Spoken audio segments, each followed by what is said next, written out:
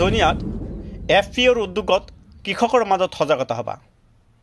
আজি জনিয়াত FPOৰ উদ্যোগত জনিয়া FPOৰ কাৰ্যালয় প্ৰাংগণত প্ৰধানমন্ত্ৰী ফচল বীমা যোজনাৰ ওপৰত এখন সজাগতা সভা অনুষ্ঠিত হয়।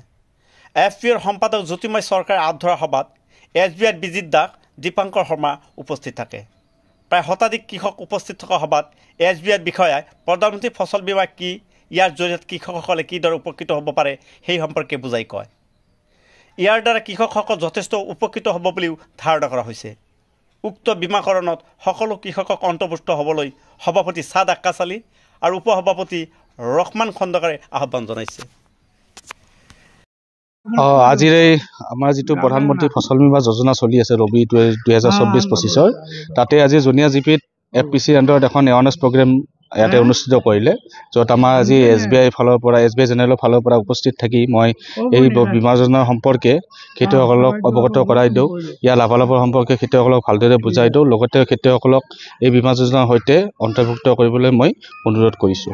ইয়াতে আপোনালোকৰ ৰবি ছিজনৰ কাৰণে আমাৰ বৰপেটা ডিষ্ট্ৰিক্টত বা আলু, সৰিয়হ, মাকৈ, শালি ৰবি এৰি ধান আৰু লগতে কুঁহিয়াৰৰ ইঞ্চুৰেঞ্চ কৰা হয়, য'ত খেতিখিনি আমাৰ ৰোৱাৰ পৰা আৰম্ভ কৰি খেতি কাটি ঘৰত অনালৈকে এই যোজনাত অন্তৰ্ভুক্ত হৈ থাকে।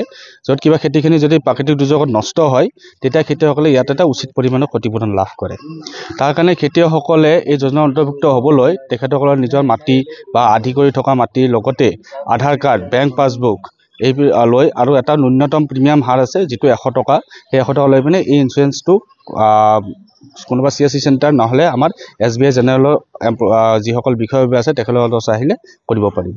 কাৰণ তেখেত বেগাত জন্ম মানে এতিয়া বৰ্তমান আধাৰ কাৰ্ডৰ জৰিয়তে যিহেতু সকলোখিনি ফেচ হৈ আছে, তাৰ কাৰণে গভৰ্ণমেণ্টৰ ফালৰ পৰা এটা ফাৰ্মাৰ ৰেজিষ্ট্ৰেশ্যন প্ৰগ্ৰেমটো আৰম্ভ কৰিছে, য'ত ফাৰ্মাৰ ৰেজিষ্ট্ৰেশ্যন লিখা আছে যে এই তেখেতলোকৰ ডাটাসমূহ ফচল বীমা লগতে PM কিষাণ সন্মান নিধি এইবিলাকতো তেখেতসকলে চেক কৰে। এইটো কাৰণ তেখেতসকলে যিহেতু PM কিষাণৰ পইচা পাই আছে, এইটো ক্ষেত্ৰত যদি তেখেতসকলে যিহেতু খেতি কৰি আছে আৰু খেতি কৰাৰ কাৰণে যদি তেখেতসকলে ফচল বীমাটো নকৰে, তেনে ক্ষেত্ৰত হয়তো পিছৰফালে এইটো এগ্ৰিকালচাৰৰ কিবা এটা অসুবিধা আহিব পাৰে। যিহেতু তেখেতসকলে খেতি কৰিছে আৰু খেতিৰ সুৰক্ষাৰ কাৰণে যদি তেখেতসকলে চেণ্ট্ৰেল যিহেতু ইণ্ডিয়ান গভৰ্ণমেণ্টৰ পৰা মানে চেণ্ট্ৰেল গভৰ্ণমেণ্টৰ পৰা যিটো স্কিম ছেম স্কিমে হয়, সেইটো PM কিষাণ আৰু এইটো PMFBY, যদি তেখেতসকলে PM কিষাণৰ ধন পাই আছে আৰু সেই ধনেৰে যদি খেতিৰ সুৰক্ষাৰ কাৰণে তেখেতসকলে ফচল বীমা কৰা নাই, তো হয়তো তেখেতসকলে খেতি নকৰিব পাৰে, সেইকাৰণে তেখেতসকলে ফচল বীমা নকৰিব পাৰে। সেইটো ক্ষেত্ৰত আমি SBI জেনেৰেলৰ ফালৰ পৰা আহিছিলোঁ। নমস্কাৰ, মই জ্যোতিৰ্ময় কুমাৰ চৰকাৰ, জনিয়া আঞ্চলিক FPOৰ সম্পাদক হওঁ।